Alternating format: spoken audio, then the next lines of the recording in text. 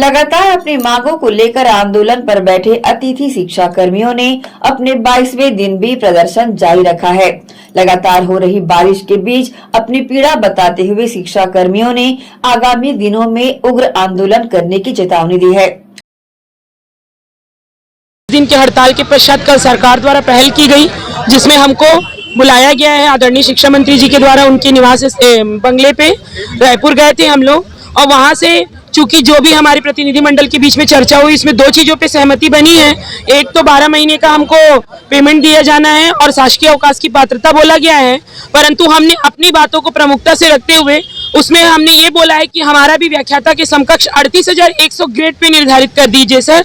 2 point पे हमने 3 point पे अगर आप हमारा नियमितीकरण जो प्रोसेस थोड़ा प्रक्रियाधीन है बोल रहे हैं, तो तीसरा जो पॉइंट है वो हमने बोला है कि 38,100 हमारा व्याख्याता के समकक्ष एक ग्रेड पे निर्धारित कर दिया जाए। और चूंकि हम 11 वर्षों से सेवा दे रहे हैं तो हम भी वेतन की उतने हकदारी तो है ही। चूंकि 2019 में जो व्याख्याता भर्ती हुई थी उसमें 38,100 उनका भी ग्रेड पे निर्धारित किया गया था, तो उसी ग्रेड पे के आधार पे हमें भी रखा जाए, ताकि हम ऑटोमेटिक आपके लिए जो चीज कठिन बताई जा रही है वो कठिनाई आपको कम हो जाए। क्योंकि जैसे ही हमारा ग्रेड पे निर्धारित हो जाएगा सर, हम ऑलरेडी नियमितीकरण की प्रक्रिया में आ जाएंगे, अपने आप समायोजित हो जाएंगे। तो वो बातों पे चूंकि 2 बातें तो हमें पूर्व से पता थी, लेकिन हमारी जो प्रमुख मांग थी समान काम समान वेतन, उस पर हमने बात रखी है। तो उनके द्वारा हमें आश्वस्त किया गया है कि हम वित्त विभाग में फाइल भेजेंगे करके।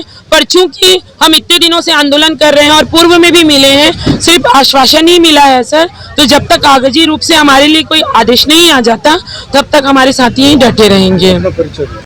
को मुलाकात के लिए बुलाए थे, है ना, एजुकेशन मिनिस्टर जी, परंतु कोई सकारात्मक चर्चा हमारे संगठन की तरफ से नहीं हुई है सर। उनके साथ जो भी निर्णय हुआ है या जो भी बातें उनके तरफ से रखी गई है, उसको देख करके ऐसा लगता है कि सर अभी तक, है ना, शिक्षा मंत्री जी हमारे बारे में जानकारी नहीं ली है अपने आला अधिकारियों से। अगर लिए होते तो आज भी वो संडे की छुट्टी की बात नहीं करते सर। हम यहाँ संडे की छुट्टी लेने नहीं आए हैं सर। हमारा मूल अधिकार संविलियन का है सर। पिछले 11 सालों से हम सेवा दे रहे हैं, उसका एक ही फल मात्र है सर, वो है हमारा स्कूल शिक्षा विभाग में संविलियन।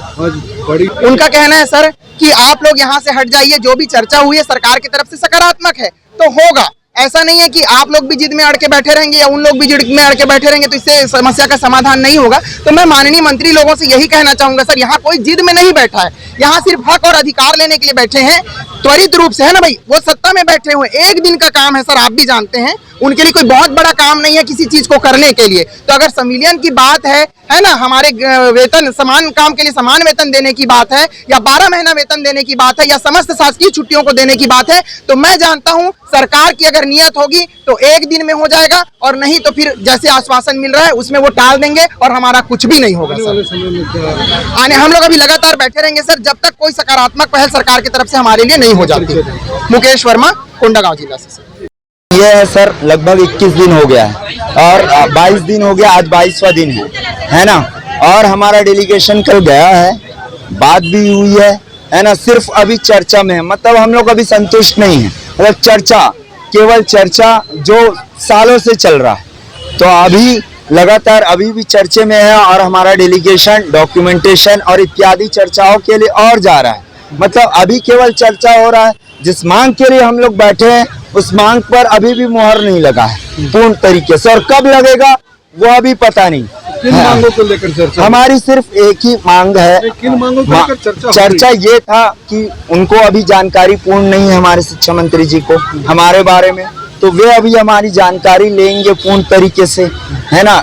और फिर हमको जो हमारे लिए डॉक्यूमेंट निकले हैं आज तक इन 11 सालों में, उनको कलेक्ट करने के लिए बोला गया है। डॉक्यूमेंट लाइए, हम देखेंगे, उनका निरीक्षण करेंगे। अगर उन डॉक्यूमेंट में बात सच्चाई होगी हम जरूर आपकी बातें मानेंगे। और शिक्षा मंत्री भी इस समय डॉक्यूमेंटेशन मंगाकर उनका अध्ययन करेंगे और जानकारी लेंगे, है ना। तो इस तरीके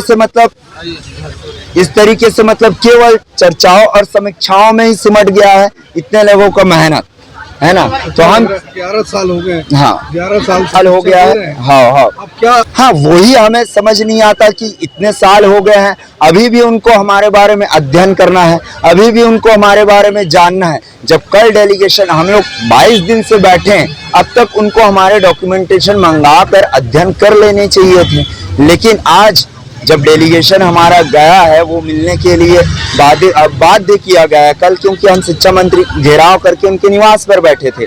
शायद उनको वहां से हमको हटाना था, इसी के लिए हमारे डेलीगेशन को बुलाया गया।